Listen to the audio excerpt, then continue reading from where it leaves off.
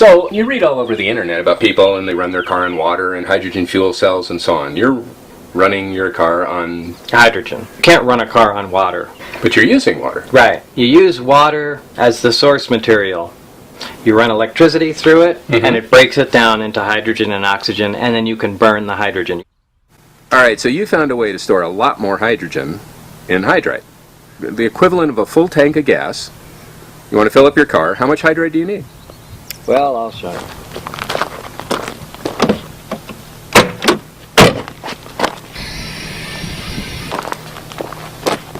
No way.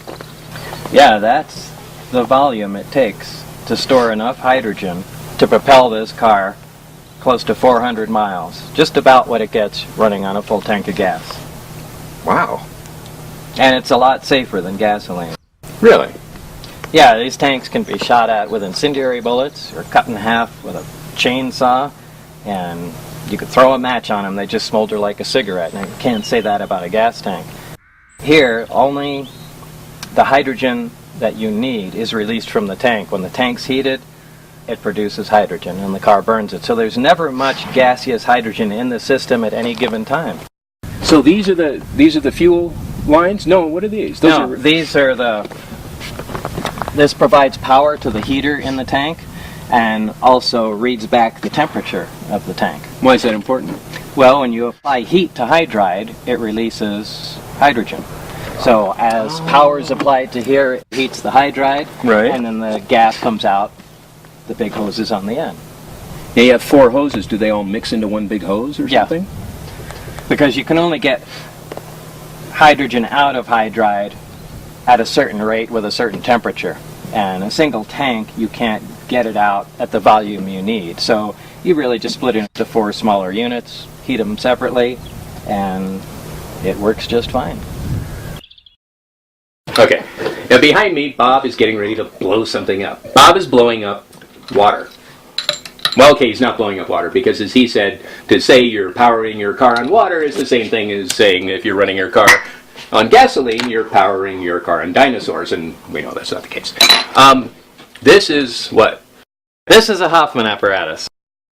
And it's used to produce hydrogen and oxygen from water. For fun, just because it's cool. Well, if you just have a use for hydrogen and oxygen or for demonstration purposes, it works just perfect. All you got to do is fill it with water. That's just regular water, right?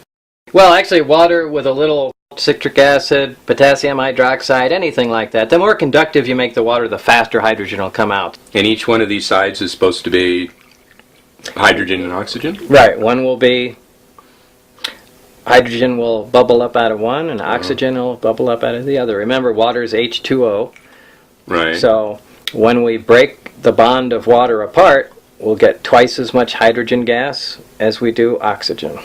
So each one of these tubes, the water just goes down, but what's left is the gas? Right. And there'll be more on this side? Yes. And that's the hydrogen side. Exactly. And that's the negative. Oh, so it matters which way you hook these up. So you got to hook up positive to what is... The positive's going to make... The positive will make the oxygen, and the negative will make the hydrogen. Okay. So we've just connected it there. Right. And just by turning it on, you can see bubbles start pouring up out of there. It's 7-Up. Kinda. So those bubbles are, well, they're not the same. So these are hydrogen bubbles and those are oxygen bubbles. Right. And this is wider. There's more of them. Right. You can see it's really... Why is there more? Oh, H2. Right. There's twice as much. Hey, that actually makes sense. So I'll close it off so it saves, right, seals the gas in, and then you'll see it'll start filling up. And what we'll do is take a little sample of the hydrogen gas and light it. Right. And you can see that. What are these? You just have electrical current going to a piece of foil? Well, it's a piece of platinum foil, and the reason you need platinum in there is because it's very corrosive to a metal for electrolysis to occur, but platinum is highly resistant to corrosion. Now, this is a slow method. Right. And, you know, it consumes a fair amount of electricity. Now, if the electricity is being produced from solar panels or a wind generator, it doesn't cost you anything, so who cares? But still, you don't want to wait hours and hours and hours and hours to refill a vehicle. You want something that can produce hydrogen at a fairly quick rate. So let's go ahead and extract some of this. Okay.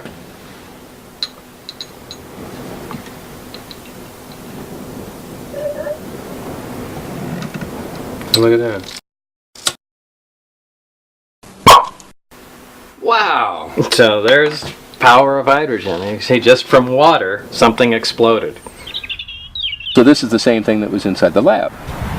Yeah, that was a small tabletop model. This is a large industrial version, essentially, which connects right to the water main. Right. You can plumb it in like you connect your, dishwasher, or just connect it to a garden hose. Right. And it's powered by either solar array, solar panels, which convert sun into electricity, or a wind turbine. Takes the wind, converts it to electricity, or any other way. But the idea is just to use complete green energy. Ideally, I like to run this one on solar. New Mexico gets a lot of sunlight, so that's really all there is to it. You connect it to a water line, plug it into your solar panel, and open the water line. Unit starts producing hydrogen, and when it has a sufficient quantity in there, you let the hydrogen out, and you just leave it plugged into your car overnight. Now, this is the same as those other two tubes, right? Right. Hydrogen and oxygen. Or Right. whichever one is. And the oxygen we have no use for, so we just vent off into the air. And the It's hydrogen... very nice of you. I'm sure the Earth would be proud. Well, it could use all the oxygen it can get. So the hydrogen, using the water pressure, is compressed into the hydride tanks. The water pressure, like a syringe, it pushes it right into the tank. Exactly. Well, there's the standard gasoline fill, but also there's a hydrogen in it, which you just click on, leave it on overnight, and as the generator makes hydrogen, it compresses it in there at a nice slow rate, and the tanks become full over a period of about 8 hours or so. Why can't everybody do this? I mean, gas is going on $5 a gallon. Right. The whole country's falling apart. We're killing people all over the world for oil. And this, you're driving a car on this, and you can do it, and you can convert any other car. Yeah, unless I'm sure there are cars that have some technical problems, but yeah, essentially Well, any car can be converted. The whole problem to it is the material in the hydride. The hydride itself, one of the main components of it, is classified as a weapon material, and it can only be used in thermonuclear weapons.